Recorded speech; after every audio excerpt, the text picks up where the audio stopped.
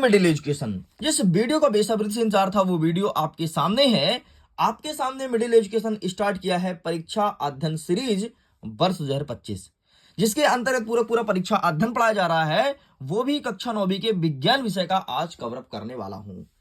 देखिए, वैसे तो मैं विज्ञान का एक वीडियो ऑलरेडी अपलोड कर रखा है, जिसमें मैंने अध्याय 1 और अध्याय 2 को बहुत अच्छे से कवर अप किया है। इस वीडियो में आगे के चैप्टर्स को कवर करने वाली हैं। देखिए, अगर मैं आपके ब्लूप्रिंट की बात करूं या अंक विभाजन की बात करूं, वैसे तो बोर्ड ब्लूप्रिंट जारी नहीं करता है, वो अंक विभाजन जारी करता है। अगर मैं अंक विभाजन की बात करूं तो आपके अंक विभाजन में से हमारे आसपास के पदार्थ वाले चैप्टर से 6 नंबर का आएगा और क्या पदार्थ शुद्ध है यहां से 7 नंबर का आएगा। मतलब हमने एक वीडियो अपलोड किया है जिसमें 13 नंबर का पूरा आपके 2 अंकीय, 3 अंकीय, 4 अंकीय सभी क्वेश्चंस को अच्छे से बताया हूं।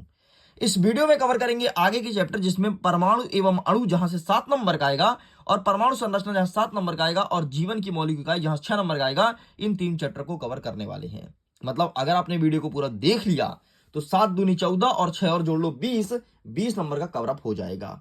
तो चलिए स्टूडेंट्स, हम बिना टाइम वेस्ट किए आगे बढ़ते हैं और परमाणु एवं अणु वाले चैप्टर से कौन कौन से क्वेश्चंस बन रहे हैं उन सारे क्वेश्चंस को जल्दी जल्दी टिक कराते हैं। तो परमाणु की संरचना, परमाणु एवं अणु, ये मिलेगा पेज नंबर 34 में। तो ये रहा आपके सामने 34 एंड ये रहा। तो चलिए अब हम इसे समझते हैं, लेकिन उसके पहले मैं थोड़ी जूम करता हूं ताकि तुम्हारा नजर टोटल ऑन स्क्रीन हो चाहिए, नजर भटके नहीं, ताकि सारे क्वेश्चन को बेहतरीन ढंग से प्रिपेयर कर सको। तो ये आगे बढ़ते हैं एंड यहां से हमारे क्वेश्चन होते हैं स्टार्ट। वैसे यहां से 1 नंबर का क्वेश्चन आएगा जो कि आपके एक वाक्य में उत्तर वाला रहेगा, ध्यान रखिएगा। चलो, अब प्रश्न कौन कौन सा बनेगा सबसे पहले देख लेना। आपके एग्जाम में प्रश्न आएगा कि द्रव्यमान संरक्षण का नियम क्या है। तो देखो, द्रव्यमान संरक्षण के नियम को ऊर्जा संरक्षण के नियम के नाम से जानते हैं। और ये क्या होता है जरा ध्यान सुनना। देखो, ऊर्जा को ना तो हम उत्पन्न कर सकते ना तो नष्ट कर सकते, बल्कि एक रूप से दूसरे रूप में परिवर्तित कर सकते हैं। ये कहलाता है आपका द्रव्यमान संरक्षण।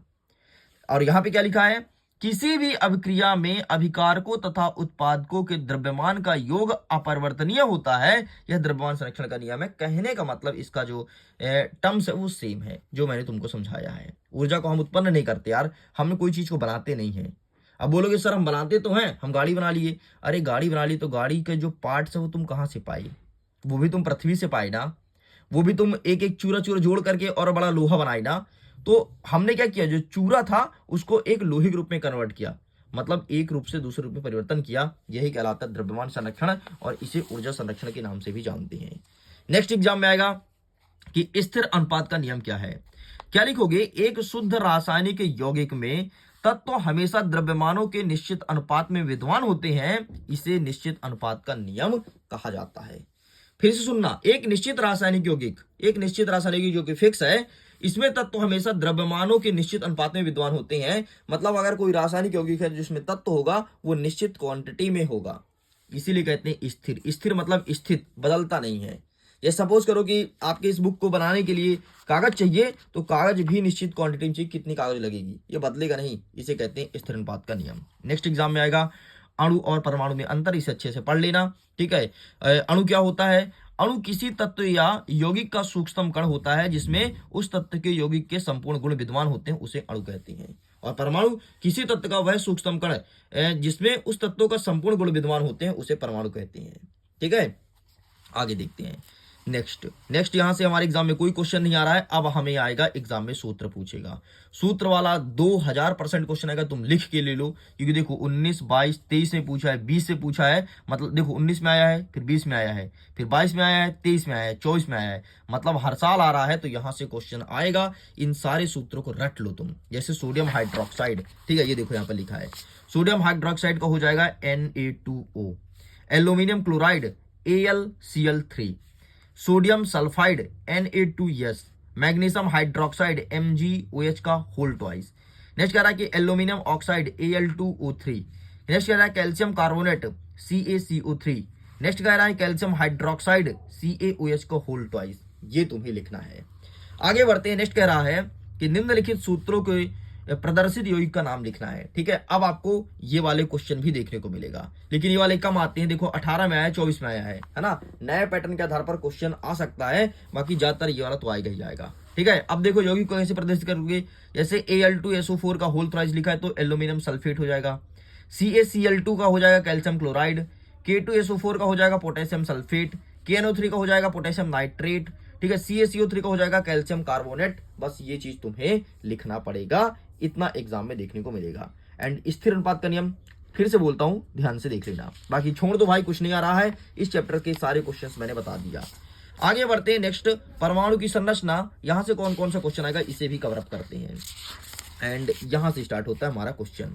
सबसे पहले आपको देखना है कि कार्बन तथा सोडियम परमाणु के इलेक्ट्रॉनिक वितरण क्या होता है। ठीक है, इलेक्ट्रॉन वितरण या इलेक्ट्रॉनिक वितरण ये देखने को मिलेगा। नेक्स्ट, थॉमसन का परमाणु मॉडल लिखो। तो थॉमसन क्या कहते हैं, परमाणु एक धना आवेशित गोला है जिसमें इधर उधर इलेक्ट्रॉन तरबूजे की बीज की तरह धंसे रहते हैं। तरबूजा का देखियो, तरबूजा जब काटते हो तो बीच बीच में तरबूजे के दाने धंसे रहते हैं जब खाते हो तो।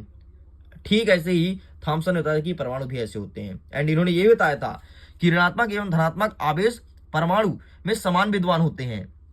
मतलब कोई भी परमाणु हो उसमें ऋणात्मक होगा धनात्मक होगा, सब बराबर हैं, इसलिए परमाणु उदासीन होता है। ठीक है, परमाणु हमेशा न्यूट्रल होता है, इनका ये कहना था थॉमसन का। तो थॉमसन का पूछता है, इसके बाद आपको रदरफोर्ड जी का भी पूछेगा, है ना। आगे हम कवर अप करेंगे।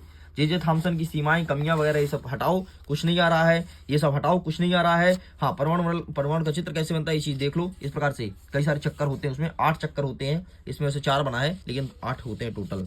ठीक है, नेक्स्ट कह रहा है क्लोरीन के कितने समस्थानिक होते हैं। क्लोरीन के 2 होते हैं, एक 17। अच्छा, 17 क्या होता है, ये है आपका परमाणु क्रमांक, और क्लोरीन, और ये है परमाणु भार आपका 35, इसमें 37। ये है परमाणु के 2 समस्थानिक, सॉरी क्लोरीन के 2 समस्थानिक। खत्म, बस यहां से बाकी कुछ नहीं आएगा। हाँ, अब आपको देखना है रदरफोर्ड के परमाणु मॉडल की कमियां। ध्यान सुन लो, सबसे पहले इनका परमाणु मॉडल तो देख लो। पहले मॉडल ही नहीं पता होगा तो कमी जान किया करोगे। तो देखो, रदरफोर्ड द्वारा प्रस्तुत परमाणु मॉडल की व्याख्या कीजिए। समझना, रदरफोर्ड ने परमाणु का नाभिकीय मॉडल प्रस्तुत किया। पहला नंबर, परमाणु का केंद्र धना आवेशित होता है जिसे नाभिक कहा जाता है। परमाणु का जो केंद्र होता है वो धना आवेशित होता है जिसे नाभिक कहते हैं। एक परमाणु का लगभग संपूर्ण द्रव्यमान इस नाभिक में होता है। दूसरा नंबर देखो, इलेक्ट्रॉन नाभिक के चारों ओर, इनका कहना था जो इलेक्ट्रॉन होते हैं जैसे नाभिकों के बीच में और चारों ओर इलेक्ट्रॉन चक्कर लगाते हैं, इनका दूसरा पॉइंट ये कहना था। और तीसरा कहना था कि नाभिक का आकार परमाणु की आकार की तुलना में काफी कम होता है। मतलब जितना बड़ा परमाणु होता है, ये देखो ये चित्र होना है यार, ये बोर का है लेकिन समझ लो। ठीक है, ये नाभिक है ना, तो नाभिक का आकार छोटा होगा, परमाणु का आकार बड़ा होगा, ऐसा कहना था रदरफोर्ड का। अब इनकी कमियां देखो, एग्जाम में आता है। कमी जरा समझना, रदरफोर्ड ने परमाणु मॉडल में परमाणु की स्थायित्व का पता नहीं बताया। ये नहीं बताया कि परमाणु स्थित कहां होगा। जैसे उन्होंने बताया ना कि परमाणु धसे होते हैं, ठीक है, इन्होंने बता दिया था। देखो, थॉमसन ने बताया था कि जो परमाणु होते हैं धसे होते हैं, लेकिन इन्होंने नहीं बता पाया था। रदरफोर्ड ने अल्फा कणों के प्रकीर्णन के प्रयोग से परमाणु में उपस्थित प्रोटॉन और इलेक्ट्रॉन की संख्या के बारे में कोई जानकारी नहीं प्राप्त कर पाई थी। इस प्रकार से इनकी कमियां थी, एग्जाम में देखने को मिलेगा। आगे बढ़ते हैं एक अंतिम प्रश्न की तरफ, जो प्रश्न है कि संयोजकता किसे कहते हैं। तो जरा सुनना, किसी परमाणु द्वारा उसकी बाह्यतम कक्षा को पूर्ण रूप से भरने के लिए इलेक्ट्रॉनों का परस्पर साझा करने या उसे ग्रहण करने तथा उसे त्यागने की आवश्यकता होती है। इस प्रकार अष्टक बनाने के लिए साझा किया गया या ग्रहण किए गए अथवा त्यागे गए इलेक्ट्रॉनों की संख्या उस परमाणु की संयोजकता कहलाती है। बस इतना तुम्हें ध्यान रखना है, बाकी तुम्हारे एग्जाम में कुछ नहीं आएगा। ये चैप्टर होता है आपका द एंड, मतलब कंप्लीट। आगे बढ़ते हैं अध्याय नंबर 5, जिसमें कहता है जीवन की मौलिक इकाई। अच्छा सॉरी, एक चीज और, समस्थानिक और संभारिक में अंतर। ठीक है, समस्थानिक क्या होता है, संभारिक क्या होता है, इसमें परिभाषा पूछेगा या फिर अंतर पूछा जा सकता है। समस्थानिक का मतलब जरा इसे समझना, समस्थानिक अगर मैं इसे विस्तार से बोलूं तो सम मतलब समान, स्थानिक मतलब स्थान, मतलब ऐसा कोई तत्व जिसका परमाणु समस्थानिक, परमाणु क्रमांक समान है किंतु परमाणु भार अलग अलग है, इसे कहते हैं समस्थानिक। एंड अगर मैं संभारिक की बात करूं तो संभारिक मतलब समान भार। तो ऐसा कोई परमाणु जिसका समान भार समान है किंतु उसका क्रमांक अलग अलग है, उसे कहेंगे संभारिक। बाकी अंतर तुमको पता होना चाहिए, अंतर ज्यादा इंपॉर्टेंट होता है इसका डेफिनेशन, तो डेफिनेशन तुमको पता होना चाहिए। इस प्रकार से स्टूडेंट्स ये दोनों होते हैं कंप्लीट। जल्दी मिलेंगे नेक्स्ट पार्ट के वीडियो में, जिसमें कवर करेंगे अध्याय नंबर 5, जीवन की मौलिक इकाई। सो वीडियो पसंद आया तो वीडियो को लाइक करिए, दोस्तों शेयर कीजिए। पहली बार आए हैं तो मिडिल एजुकेशन को सब्सक्राइब जरूर करना। एंड कैसा लगा क्लासेस कमेंट सेक्शन में लिख करके बताना। अगर आपका पॉजिटिव रिस्पॉन्स आता है, अच्छा रिस्पॉन्स आता है, तो नेक्स्ट पार्ट का वीडियो जल्द ही अपलोड किया जाएगा। मैं वीडियो को एंड करता हूं। Thanks for watching. खुश रहिए, पढ़ते रहिए, मुस्कुराते रहिए।